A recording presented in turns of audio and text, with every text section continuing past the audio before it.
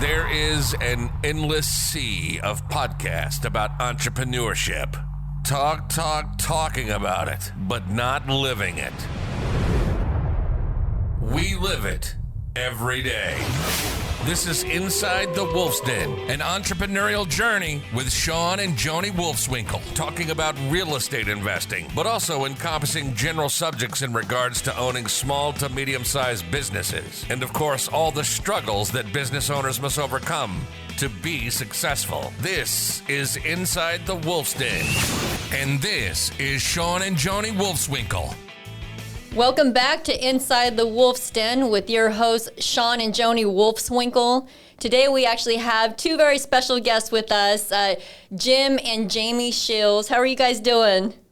Good to see you guys. How are you? Very well, thank you so much for joining us today, all the way from Costa Rica, right? Yeah, so international. Yeah. We are international. National interview. Yeah, so yeah, it's awesome that you guys could join us. Thank you for taking the time. We really appreciate it. And we know you guys have busy schedules. And so we're excited to get into your book and talk more. So Joni, tell us a little bit about so I'm just going to give you a brief bio on Jim and Jamie. So Jim and Jamie have become a leader in the movement to improve the education system for their children, which is a growing concern in many entrepreneur circles. Through sharing their own family's journey into alternative education and his education matrix, Jim and Jamie show parents how to get involved in their children's education without feeling overwhelmed. Jim and Jamie's approach and tools give parents a roadmap to ensure their kids are learning the most important lessons rarely taught in school. Oh, and Jim, I hear you're an avid surfer, right? And enjoy traveling with the family and friends, especially his beautiful wife, Jamie, and their 4 children, Alden, Leland, Maggie, and Sammy. Jimmy's greatest adventures to date is donating a kidney to the greatest guy on the planet, his father.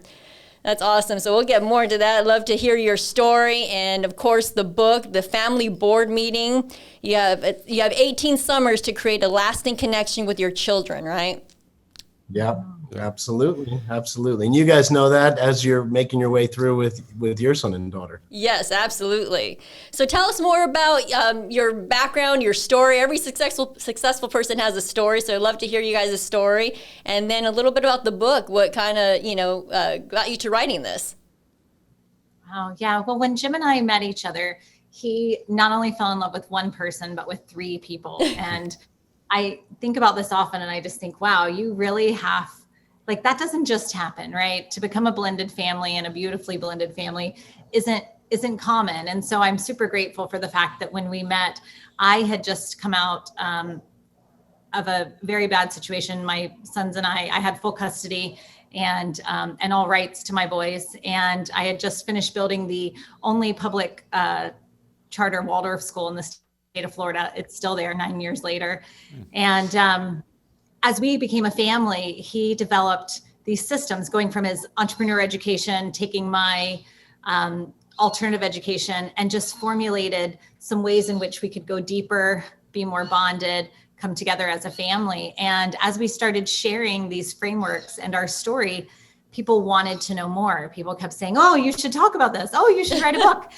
And then we did, and then it got some traction. And then, it just became an entire movement. And it was really a beautiful becoming, really taking our wound and making it something powerful, passionate, and a purpose to help other families enjoy the time that they have and be a light for that. Yeah, I commend you guys for, for number one, writing the book and putting such a focus on families and it's just like our story, and we try to tell people, like, you can use a negative situation, and if you've overcome it and found ways to better yourself or better your relationship, and you guys have with bettering your relationships and connections with your children, and then using that to help other people, I think it's awesome. So yeah. It's been an adventure. Yeah, and even so Shawn and I, when we first read this, we're like, wow, we had to think about that for a second, like, we really only have 18 summers left, and I'm like, tick-tock. It's going by fast. It's the best math equation I was ever taught, because we don't, with us all being real estate investors, we get into more sophisticated math. Yeah. But that simple subtraction, it makes you think, And, the studies show 85%, the average person will spend 85% of the time they ever have with their children by the end of the 18th summer. So when my mentor said this to me, it hit me. Because remember, first of all, like you guys I know are doing the math right now for your 7-year-old and your 11-year-old. Right. Going, wait a minute, they're only 7. I only have 11 left. 11's not a lot. It should be like way higher.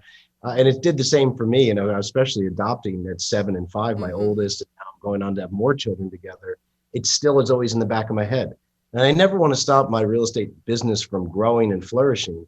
But I also have that math equation running in my head all the time, because it helps me make better decisions and realize I'm not going to miss out on these years, because the years are not all equal. Yeah. That's so true. I mean, we have it in the back of our heads. Yeah.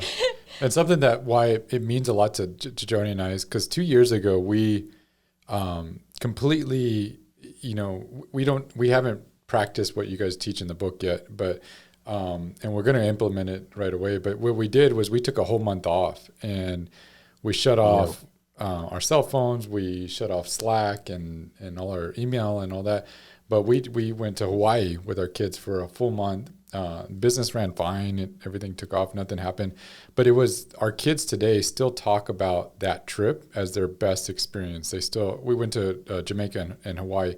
Those are still by far their favorite places. And I don't think it had anything to do with the location as much as the time. Yeah, and time spent with them. And their parents were present. And so it's like, why don't we do this more often? Yeah. But, yeah. So we have that famous saying that I forget who gave it to us, but the way a child spells love is Time. It has a lot of merit to it. It's a simple saying, but some real power to it. Yeah. So tell us about the book. What got you to write it? Can you get a little bit into it? What is the family board meeting, and share some more there? Well, Jamie and I, when we got together again, the boys and I hit us off famously, but when you're coming into a blended family in the life at 7 and 5, and as you guys understand very well, running a real estate investment company, there's a lot of moving parts. Right. I remember saying, I'm not going to miss out on a relationship with these children. And the first Christmas we were together, Jamie and I made these quality time coupons. And we said, okay, they each unwrapped them. They said, oh, what are these? And we said, okay, you're going to cash one of these in every quarter. And they're like, what's a quarter? Of course, it's 75. So they say every 90 days you get to cash it in. And it's a gym day. Because remember, this is before they were even calling me dad. I said, it's a gym day. You guys get to choose, you design it. I'm going all in. I'm turning my phone off. It's all about you and I having time together. And they're like, wow. And they bought in, hook, line, and sinker right away. In that first year, especially with my oldest, the things that we saw develop and nurture and change in him and challenges he had was awe-inspiring. And so in watching that, Jamie said, we need to share this. Like, what's happening here is this is a regrounding that other entrepreneurs can use. You've been asked to write a book. And just these quarterly days I started to spend a half day to a full day with each of my adopted sons, we saw that if people would just put this one rhythm in, it wouldn't get them all the way there, but man, it could help stop that disconnection. All of us have seen at so many successful events where, their balance sheet is big and they're getting all sorts of awards, but their home life is suffering. And this one strategy has helped thousands of entrepreneurs now. Wow. Awesome. And so do you get your kids involved with kind of, organizing the board meeting? Oh, yes, most definitely. So the children get to plan the day. And that's what's the best part about it. That's where the buy-in comes in, is when you let them know we're going to spend a day together and you get to design the day. Because as you can imagine, as children get older and cooler and you become older and less cool. I haven't been cool in years. I thought I get better as I age. I've not laughed at one of my jokes in at least 5 years. So just let's But they still look forward to the fact that they get to do anything, so when we're in Costa Rica, we get, they go deep sea fishing, or when we're in the Keys, deep sea fishing, or our younger ones get to have new, different experiences, riding 4-wheelers through a jungle, this type of stuff. And so they get super excited to do things that we don't do every single day.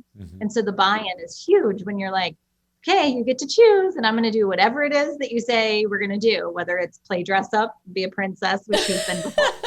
I love it.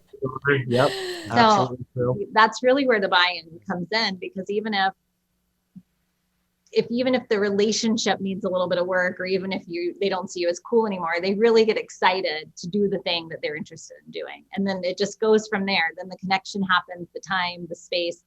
And by the end of it, you kind of come back home with a different child. And I'm always able to tell, I always tell him, our second of four, we can always tell him like, ooh, is he due for a board meeting? He's a little sassy. I can always tell when he needs that regrounding with his dad, especially. It's very interesting. Wow. It's very cool. And do you do, so it's not like the whole family goes and does an event. It's one-on-one, one parent, one child?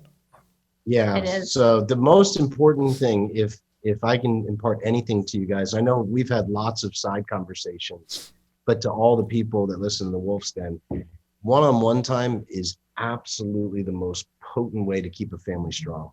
And it's rarely practiced. You have 2 kids, we have 4 kids. You have to have that one-on-one time to separate the parts to strengthen the whole. That could be you guys having date night, me having one-on-one time with my oldest. We have a 17-year-old down to 4-year-old. The conversation with a 4-year-old is very different than the 17-year-old.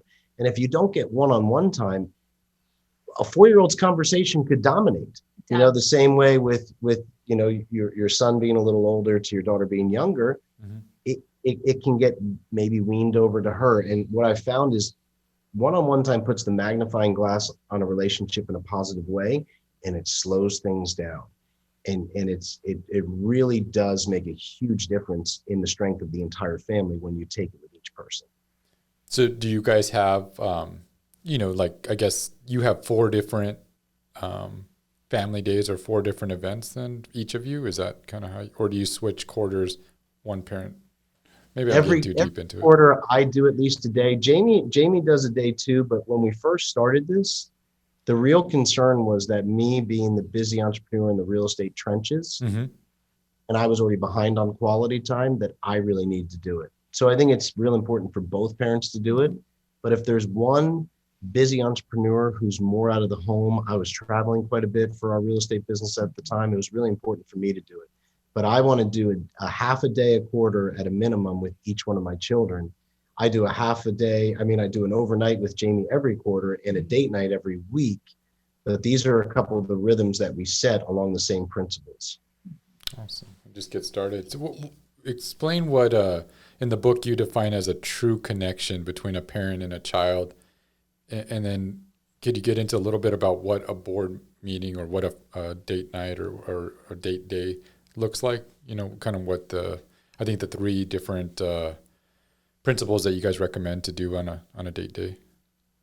3 steps. Yeah, do you 3 want to steps. talk? That's what I was looking for. If you want to go on. So the three principles that we encourage, that we started for these one-on-one days I started doing with my older sons and now do with all our kids, we bring these principles into a lot of the relationships in our family. And the 3 principles are this. The first one is what I hit on, was the one-to-one principle. If you hear nothing else today, start spending one-on-one time with your spouse, with each of your children, and see what happens. See what happens. See the go from surface talk to below the surface talk, to more camaraderie, to more to that taking away that feeling of being a stranger. It really does with the one-to-one principle. The second principle is something I know you guys have heard me talk about, and that's intermittent tech fasting. We've all heard of intermittent fasting. It's great for rejuvenating the body, weight maintenance, weight loss. We all want to stay in good shape. This is relational good shape. Not telling you cannot, like you said before, you turned off your phones for a month. That's huge. Why did you do that? And why did you say that to us before?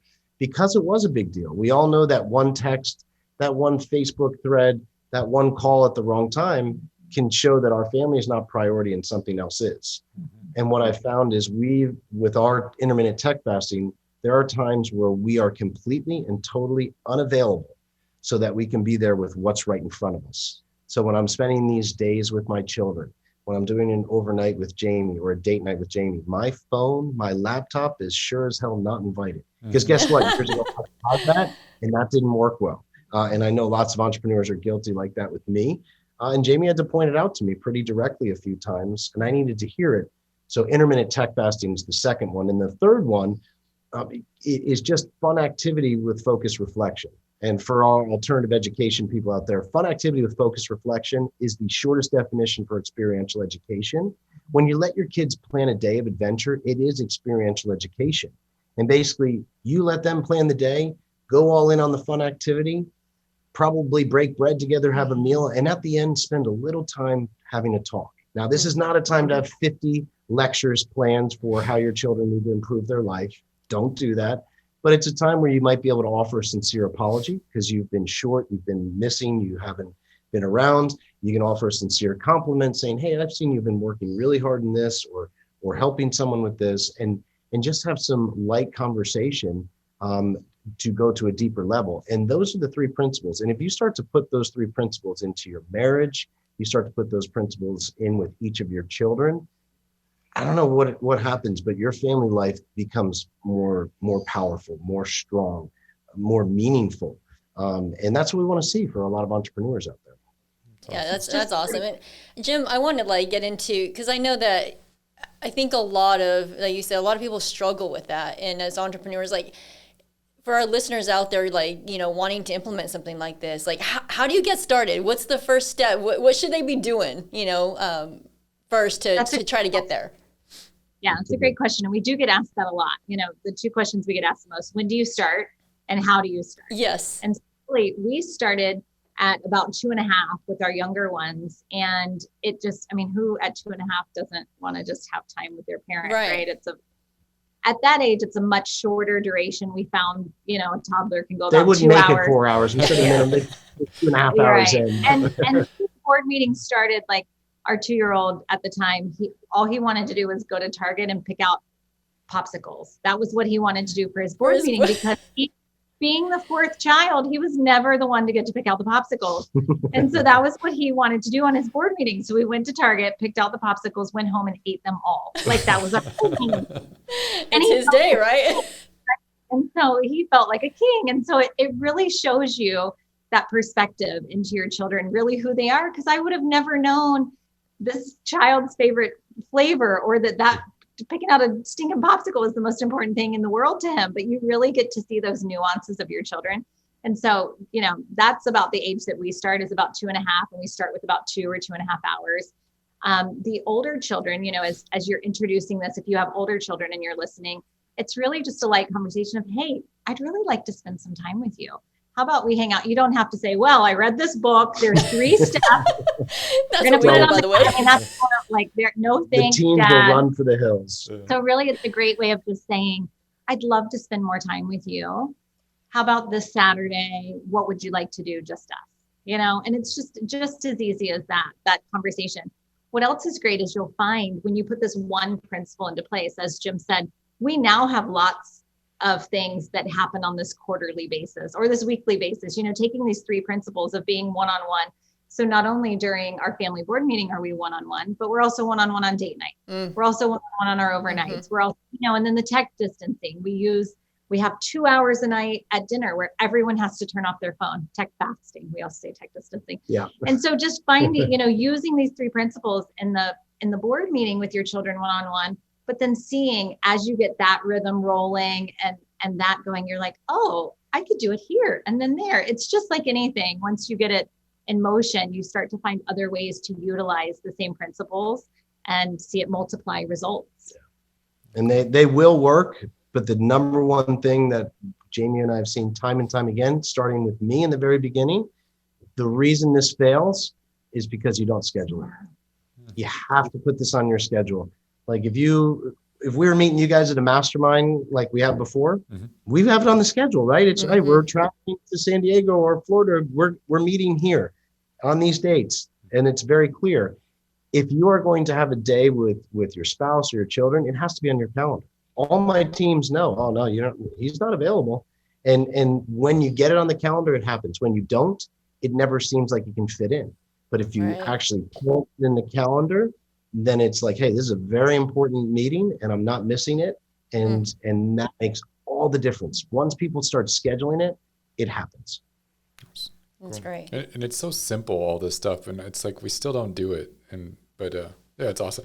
I was curious, when you guys talk, I think in the book, your kids became like better leaders or better communicators through this process. Can you explain how that evolves, or is it just them being able to express themselves and their emotions and you walking through that? Is that how they're able to become better communicators and connectors with people?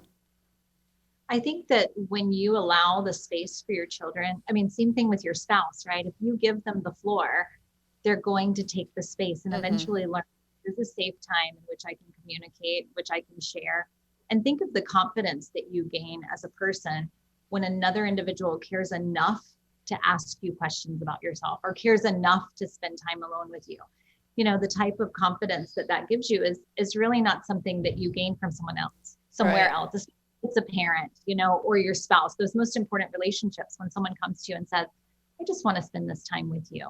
And I believe in creating these chunks of time in this space where you can really open up. It lends itself, again, to more times in which you can be confident, more times in which you can speak up, more opportunities to say things like, I'm sorry, or a compliment, or a need, or a desire. And through these board meetings, we really have found what our children are passionate about, because if you notice, they start asking to do the same thing when they're one-on-one time. So for our oldest, it's fishing. So every time, oh, I want to go fishing with dad. Oh, I want to rent a boat with dad. Oh, and it had something to do around the water or fishing. And so we realized, okay, this kid really likes fishing. Right. And now fast forward, you know, every time we had an opportunity, we would just pour in for him to learn more about that. And now he's almost 18. When he turns 18, he has enough mentor hours to become a professional licensed captain. Oh, cool. And so, you know, things like this just lend itself to greater connection, greater communication, and really seeing and developing those passions for your children and your spouse. Yeah.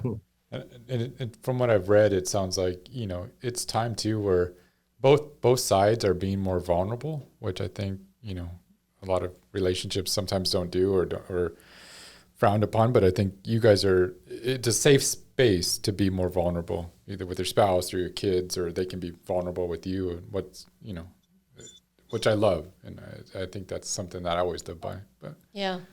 So I have a quick question. So if this is even, I don't think work-life balance really exists, but if it did, how do you guys, you know, Jim, I know, how do you balance, you know, work life and family, and also what advice would you give, you know, others out there, listeners out there to balance it? You did say scheduling was a big thing for you.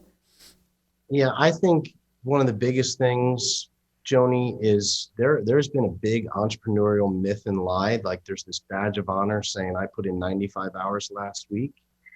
And I think that's great, but what if you only had to put in 50?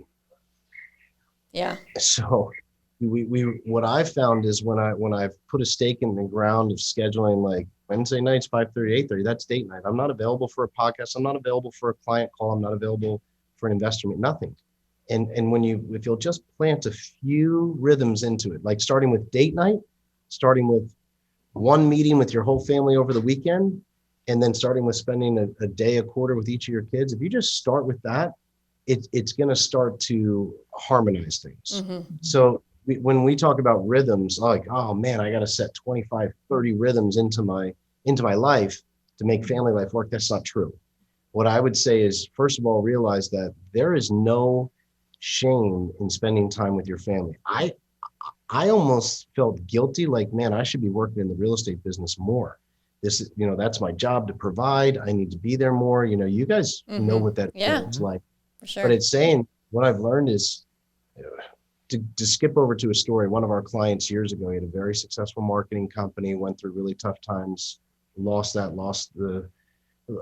marriage. And as he was putting together the pieces and he started to use our strategy, he brought something profound to me. He said, my daughters came to me, and he's back on his feet now and doing well, but his daughters, who were in their late teens at the time, when he started to spend time, they said, Dad, don't you ever understand that it's not all of that we wanted? We wanted you. And he said it was a blessing and a curse to hear that. Right. So I think that if we can just start to remove some of that programming we all probably got, where it was like, hey, you're going to be a real estate investor, you got to be grit and tough and get in the trenches. And I agree with all that. But some of them also said, put your head down for the next 5 to 10 years and basically your family will understand and you catch back up with them. I think that's awful advice. I think it's terrible advice. As your business grows, you got to grow your family alongside with it. And there is no shame in that. And you should put a stake in the ground to start doing that right now without apology, and without fear that the business is going to fail. I'm more motivated now to do well in my real estate business and our education company than ever, because I get these quality times with their family. And I guarantee when you guys got back from Hawaii, you probably had one of the best work quarters of your life after you got back, because you were just so on fire, so on purpose, so motivated, so refreshed, so invigorated. Anyway. So I think that's what you have to do, is change your mindset of family has to get what's left over. Let them be side by side with the business. Yeah, it's so true. I mean, we, oftentimes us as entrepreneurs, like, we think we can do it better ourselves, and so we just work harder and harder. When we took that month off, it took some time to prep for that. Like, who's going to take over? But then once you let that go, man, it's like, why didn't I do this 2 years ago? Right? I'm sure you say no a whole lot, which that's something that Shawn and I have learned too, is that you just you have to say no at times. If it doesn't fit in your buckets, ours are spiritual, family, and business. If it doesn't fit in our buckets, then we're not doing it. And I'm sure you're the same. Exactly. I always say, if you look at your values and then you look at your calendar, see if they align. And if they don't align, you're not living your values. Right. Sure. Good point. Love that. And something we just never understood is why, and it took us a while to get there, but I mean, why have it all and all this money and possessions? And then if your marriage isn't, great, or your relationship with your kid, what does it matter to have all that stuff? So I'd much rather have a dynamic relationship with my wife. And then that, and anytime that Joni and I are suffering, the kids see it too. And so we focus a lot on each other so that we can have a great relationship with our kids too at home. So the whole family dynamic is strong. Something that we like to ask all of our guests is, you guys have an incredible family life, and you guys are with your spouse and everything. But what's your next? Now. Next 5 years, what do you think? What's your next? Well, they just moved to Costa Rica, so they're not. Yeah, they got something There's going so right. much. Yeah, we're definitely going to be splitting time between Florida and Costa Rica. We really love it down here. And I think our next is going to go deeper into what we're already doing. I really believe in our real estate investment company. It's going to continue to flourish and grow. But we've been having some pretty big God winks, we call them, over the last few months, where we're going to start getting deeper into things we taught years ago of family retreats and more workshops in support of entrepreneur family life. Because, man, we've just seen there's a lot out there that can help grow your business, but not a lot out there that can help grow your family alongside it, especially for entrepreneurs, because we're a different breed. So that's mine. I mean, we definitely feel like we're hitting a stride and coming into flow. We're at 10 years in our education company now, and it's something that we're seeing, this door in Costa Rica blew open. It was so interesting that, we told you earlier, we were on the way to the airport and our realtor friend called and said, I know you didn't ask, but I have an answer. We've got this house that I think is yours because the people moving out were just like you, but older, and, all these reasons. And it had to have been a perfect alignment for it to even happen. And so, 48 hours later, we had a house in Costa Rica. And I told Jim, I said, it was so easy. I can't even be nervous. I just know that that's how it's supposed to be. Yeah, it was meant to be.